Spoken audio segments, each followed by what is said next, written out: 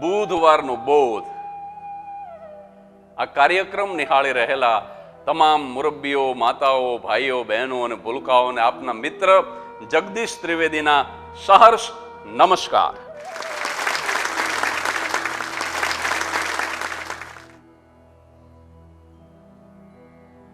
એકવાર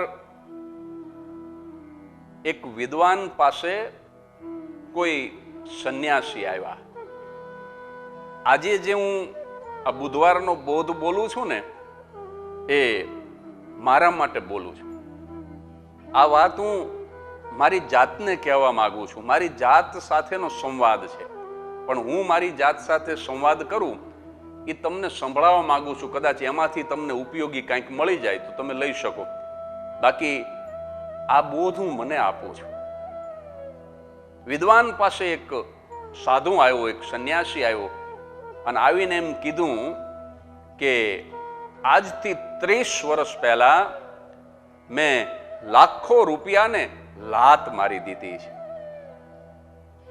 એટલે પેલા વિદ્વાને કીધું કે શું બોલ્યા? તો કે આજથી 30 વર્ષ પહેલા, 3 દાયકા પહેલા આ સંન્યાસીએ લાખો રૂપિયાને લાત મારી દીધી છે. એટલે પેલા વિદ્વાને કીધું કે લાત બરાબર મારી હોય એવું લાગતું નથી. કે કેમ? તો કે લાત થોડીક આમ ધીમી મારી છે, બહુ આમ જોરથી મારી હોય એવું લાગતું નથી. સાધુ કે કેમ એવું બોલો છો? તો કે જો તમે બરાબર લાત મારી હોત ને તો 30 વર્ષ પછી તમને ઈ ત્યાગ કરેલા લાખો રૂપિયા યાદ ન આવતા હોત. સાહેબ, વાત બહુ સૂક્ષ્મ છે, પણ હું મને ઉપદેશ આપવા માંગુ છું કે બેટા, 50 વર્ષને તારી જિંદગીના પૂરા કર્યા અને પછી અર્થ ઉપાર્જનનો ત્યાગ ભલે કર્યો.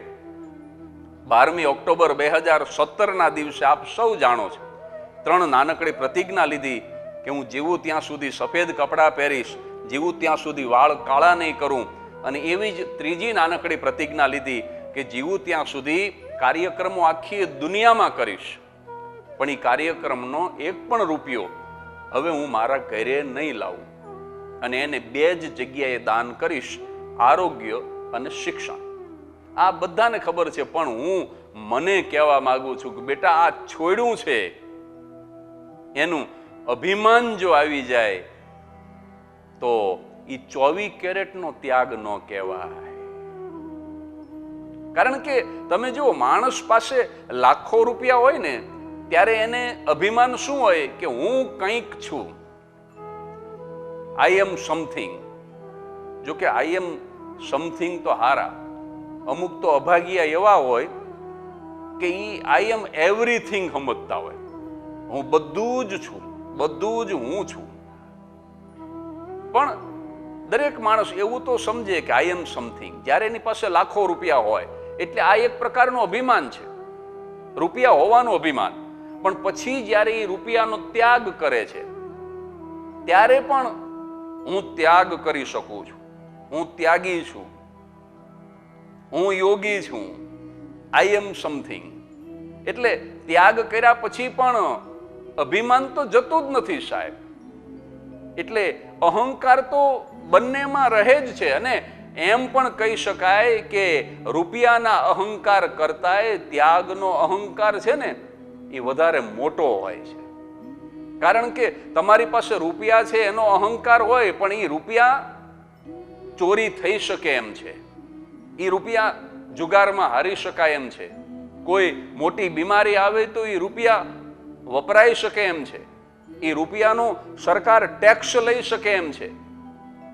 એ રૂપિયાને જતા રહેવાના ઘણા બધા રસ્તા છે, દવામાં, દારૂમાં, કોર્ટ કચેરીમાં. એટલે મારી પાસે રૂપિયા છે એનો જે અહંકાર છે ને, એ તો કાચી દિવાલ છે. પણ મેં લાખો રૂપિયા છોડી દીધા, મેં લાખો રૂપિયાને લાત મારી. આ ત્યાગનો જે અહંકાર છે ને, એ તો પાકી દિવાલ છે. કારણ કે ત્યાગને પછી કોઈ પાડી શકતું નથી, ત્યાગની કોઈ ચોરી કરી શકતું નથી. ત્યાગ એ પછી જુગારમાં હારવાની ચીજ નથી. એ ત્યાગ છે ને એ પછી અખંડ રહે છે, અવિનાશી છે. એટલે રૂપિયા હોવાનો અહંકાર તો હજી પાતળો અહંકાર છે, કાચી દિવાલ છે. પણ ત્યાગનો જે અહંકાર છે ને એ તો પાકી સિમેન્ટ કોન્ક્રીટની દિવાલ છે સાહેબ. આ મેં જ્યારે 50 વર્ષ પૂરા કર્યા અને પછી વન પ્રવેશ કર્યો એ વખતે પૂજ્ય મોરારી બાપુથી માંડી અને 300 જેટલી સેલિબ્રિટીઓ, ખૂબ જ જાણીતા કલાકારો, કથાકારો, કવિઓ, લેખકો અને 3000 જેટલું માણસ એ કાર્યક્રમમાં હતું. આજે પણ એ કાર્યક્રમ આખો યુટ્યુબ ઉપર અવેલેબલ છે.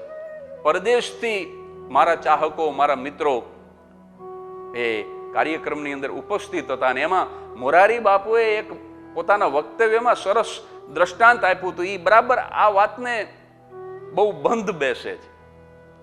એમણે એમ કીધું, આ ઉપદેશ હું મને જ આપવા માંગુ છું, આ બોધ મારા માટે છે. એમણે એમ કીધું કે એક વખત કૈલાસની અંદર મહાદેવ અને પાર્વતી બેઠા છે અને ભોળાનાથે કીધું કે સતી, આ પૃથ્વી ઉપર જે રાજા હરિશ્ચંદ્રનો જે ત્યાગ છે ને એનાથી મોટો કોઈ ત્યાગ ન કરી શક્યો. હરિશ્ચંદ્ર એટલે છેડો આવી ગયો. એટલે પાર્વતીએ તરત જ કીધું કે ભોળાનાથ, કોઈને પ્રમાણપત્ર આપવામાં બહુ ઉતાવળ ન કરવી. આમાંય તમને ભોળાનાથ એટલે તો કીધા છે, તમે તો ભોળા જ છો. ના ના, કે હરિશ્ચંદ્ર વિશે એવું ન કહેશો. હરિશ્ચંદ્રનો ત્યાગ એટલે 100 ટચનું સોનું. કે તો પછી એક કામ કરીએ પ્રભુ, આપણે પૃથ્વી ઉપર જઈએ, તમે સાચા કે હું સાચી એ હમણાં જ સાબિત થઈ જશે. એટલે બ્રાહ્મણ અને બ્રાહ્મણીનું રૂપ ધારણ કરી ગોર બાપા અને ગોરાણીનું રૂપ લઈ અને મહાદેવ અને પાર્વતી એ પૃથ્વી ઉપર આવ્યા અને હરિશ્ચંદ્ર એકલા બેઠા છે ચંડાળના વેશમાં સ્મશાનની અંદર. અને મુખાગ્નિ માટે જે માટલું લઈને આગળ હાલતો હોય ને સ્મશાન યાત્રામાં, એ પછી ત્યાં જાય એટલે એ અગ્નિ પછી ચિતામાં નાખીને પછી માટલું ફેંકી દે. આવા મુખાગ્નિ માટેના કોઈ માટલાની અંદર, માટીના ઠીબડાની અંદર 92 લાખ માળવાનું ધણી પાણીની અંદર મગ અને ચોખા નાખી અને પોતાના માટે ખીચડી પકાવે સ્મશાનના એક ખૂણે. અને બ્રાહ્મણ અને બ્રાહ્મણ પત્ની બે આવ્યા અને કીધું કે ભૂખ્યા છીએ, 3 દિવસથી ખાધું નથી, અમને કંઈક ખાવાનું આપશો. જે ખીચડી પોતાના માટે તૈયાર કરી હતી એમાંથી અડધી ખીચડી તરત જ હરિશ્ચંદ્રએ બ્રાહ્મણ અને બ્રાહ્મણીને આપી દીધી. અને તરત જ પાછા થોડીક વાર થઈ અને શિવ અને પાર્વતી એ પાછા હરિશ્ચંદ્ર પાસે આવ્યા અને પાર્વતીએ હરિશ્ચંદ્રને કીધું કે તમારી આપેલી ખીચડી તો અમે ખાધી, પણ અમારી ભૂખ છે ને એ સંતોષાતી નથી. તો હવે તમારા ભાગની જે ખીચડી છે એ પણ અમને આપી શકો ખરા તમે? જો એ આપી દો ને તો અમારી ભૂખ સંતોષાઈ જાય, પણ હવે તો તમારા ખાવા માટે તમે રાખી છે, આ ખીચડી તમે આપી શકશો? આમ જ્યાં બ્રાહ્મણ પત્નીના રૂપમાં પાર્વતીએ કીધું અને ત્યારે હરિશ્ચંદ્રે તરત જ ખીચડીને આપતા કીધું, ઈ કે 92 લાખ માળવો આપી દીધો તો એક આટલી ખીચડી નહીં આપી શકું? અને આમ જે હરિશ્ચંદ્રે કીધું કે 92 લાખ માળવો આપી દીધો અને હું એક મુઠ્ઠી ખીચડી નહીં આપી શકું. અને તરત જ પાર્વતીએ ભગવાન શિવની આંખમાં જોઈને ઈશારો કર્યો કે જુઓ, હું કહેતી હતી ને, હજી આ માણસના મનમાંથી 92 લાખ માળવા જ્યાં સુધી જતા નથી ને ત્યાં સુધી આને સંપૂર્ણ ત્યાગ ન કહેવાય. પેલા સાધુએ એક વિદ્વાનની પાસે આવીને કીધું ને કે 30 વર્ષ પહેલા મેં લાખો રૂપિયાને લાત મારી દીધી. એનો મતલબ કે 30 વર્ષ પહેલા ત્યાગ કરેલા લાખો રૂપિયા એ સાધુના માનસમાંથી નીકળ્યા નથી. એવી જ રીતે આ હરિશ્ચંદ્ર જેવો રાજા પણ એના માનસમાંથી ખીચડી આપતી વખતે હજી 92 લાખ માળવા નીકળ્યા નથી, ત્યાં સુધી એને સંપૂર્ણ ત્યાગ ન કહેવાય. હીરાભાઈ ઠક્કર, તમે બધાએ નામ સાંભળ્યું હશે, એમના ક્યારેક પ્રવચનો સાંભળજો. હીરાભાઈ અદ્ભુત બોલ્યા છે. એમણે એમ કીધું કે ખદબદ હોવે ખીચડી જબલગ કચ્ચી હોય. આમ ખીચડી ચૂલા ઉપર ચડાવી હોય ને પણ જ્યાં સુધી ઈ પાકી ન હોય ને કાચી હોય ને ત્યાં સુધી ખદબદ ખદબદ થાય, ખીચડી અવાજ કરે. પણ જેવી ખીચડી પાકી જાય એટલે બિલકુલ અવાજ કરતી બંધ થઈ જાય. એમ મેં આ છોડ્યું છે, મેં આ છોડ્યું છે. હું ઘણી વખત કહું ને કે મેં 50 વર્ષની ઉંમરે અર્થ ઉપાર્જનનો ત્યાગ કર્યો છે. આ સાહેબ ખીચડી હજી ખદબદ ખદબદ થાય છે, હજી પાકી નથી સાહેબ. એક ભાઈએ તો મને એમ કીધું કે ઈ તો કે હું કોઈ દી કઈ બોલતો જ નથી કે મેં આ કર્યું ને મેં તે કર્યું ને, એનો મતલબ કે મારી ખીચડી પાકી ગઈ છે. મેં કીધું તારી ખીચડી તો હજી તો ચૂલા ઉપર નથી ચડાવી, ત્યાં તો કઈ આપ્યું જ નથી, તું શેનો બોલ ભલામણ. એટલે તારી ખીચડી તો હજી તપેલીમાં હજી મગને ચોખા ને પાણી જ નાખ્યા છે, હજી ચૂલા ઉપર ચડાવ્યો, નીચે અગ્નિ પેટાયો, પછી ખદબદ ખદબદ થાય. તારી તો હજી ચૂલે જ નથી ચડી. આ હીરાભાઈ ઠક્કરના પ્રવચનમાંથી આ લીધેલી વાત છે મિત્રો. એકવાર એક બહુ મોટું મંદિર બંધાતું હતું, કોઈ વટે માર્ગો ત્યાંથી પસાર થયો અને જે સોમપુરા હતો, જે મંદિર બનાવતો હતો, અને એક શિલ્પકાર હતો, શિલ્પી, એ સરસ મજાનું ભગવાનનું શિલ્પ બનાવતો હતો. ત્યાં વટે માર્ગું ગયો કે આ મંદિર કોના માટે બને છે, આ ભગવાનની ઠાકોરજીની મૂર્તિ બને છે એને પધરાવવા માટે બને છે કે ના? તો કે આ મંદિર કોના માટે બને? તો કે આવો તમને બતાવું. એ બે ઓલા વટે માર્ગોને અંદર લઈ ગયા. બીજી એક નાની મૂર્તિ હતી, તો કે આ મૂર્તિ માટે બને છે કે ના? થોડાક આગળ ગયા, ત્રીજી એક મૂર્તિ હતી કે આ મૂર્તિ માટે મંદિર બને છે કે ના? થોડાક આગળ ગયા, ચોથી એક મૂર્તિ હતી કે આ મૂર્તિ માટે મંદિર બને છે કે ના? તો કે આ મંદિર શેના માટે બને છે? બહુ દૂર ગયા ને પછી ગ્રેનાઇટ માંથી બનાવેલી આવડી તકતી હતી, એમાં સોનેરી અક્ષરે દાતાનું નામ લખેલું હતું.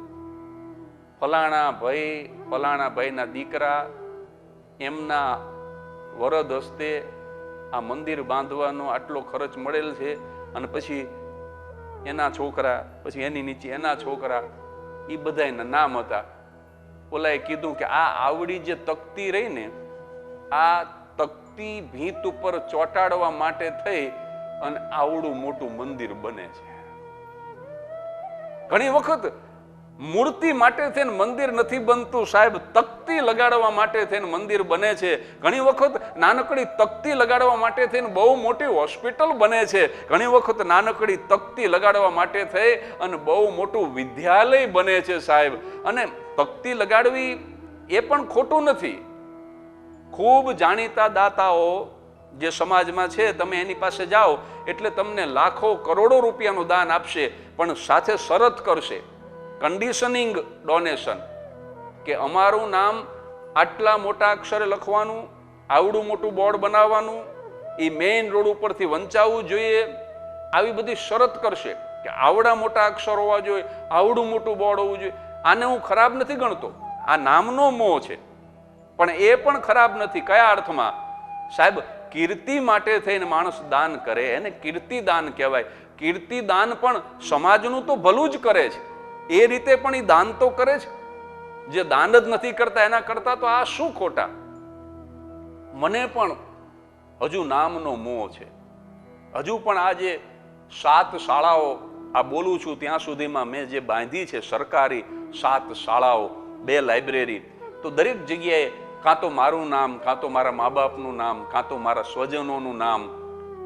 આ મોહ હજુ છૂટ્યો નથી.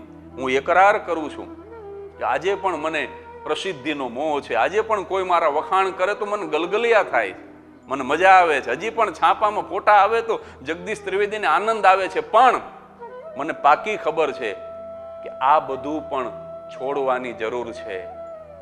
આ બધું જ્યારે છૂટી જશે ત્યારે એ ત્યાગ 24 કેરેટનો ત્યાગ ગણાશે. હજી હું 20 કેરેટ સુધી પણ પહોંચ્યો નથી. એટલે આજનો બોધ એ મને પોતાને સુધારવા માટે હું બોલ્યો છું. મેં મારી જાત સાથે સંવાદ કર્યો છે.